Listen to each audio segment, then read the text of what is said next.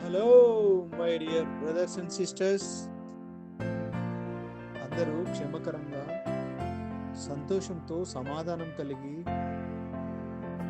కుటుంబంలోను సంఘంలోను శ్రేష్టమైనటువంటి దేవుడి ఆశీర్వాదములను పొందుకుంటున్నారని ప్రేమతో విశ్వసిస్తున్నాం. ప్రతిరోజు మనమందరము దేవుని మాటలను చదువుకొనచ్చు దేవుని మహిమపరుస్తున్నాము.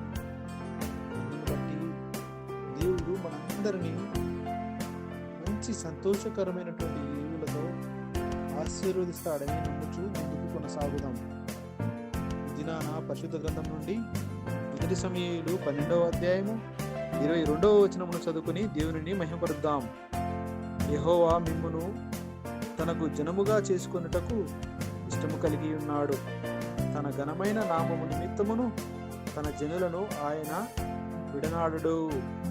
ఈ యొక్క వచ్చిన విషయమై మనము ఆలోచన చేస్తే దేవుని యొక్క అచంచలమైన విశ్వాస్యత మరియు తన ప్రజలపై ఉన్న ప్రేమ మనకు స్పష్టమవుతుంది. ఇజ్రాయేలు ప్రజలు ఎన్నో తప్పులు చేసినప్పటికీ దేవుడు వారిని విడిచిపెట్టలేదు. మన జీవితాల్లో కూడా మనము తప్పిపోతాం, కొన్నిసార్లు దేవుని మార్గం నుండి తొలగిపోతాం.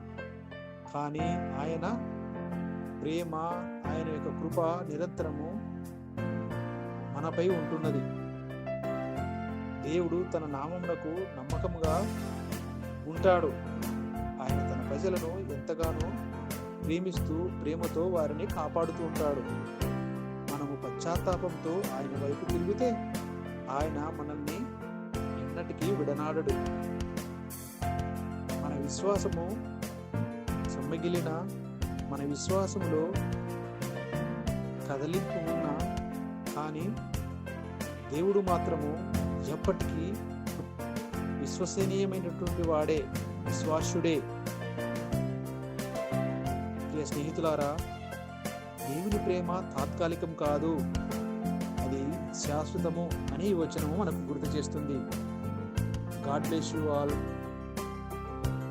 ఆమేన్.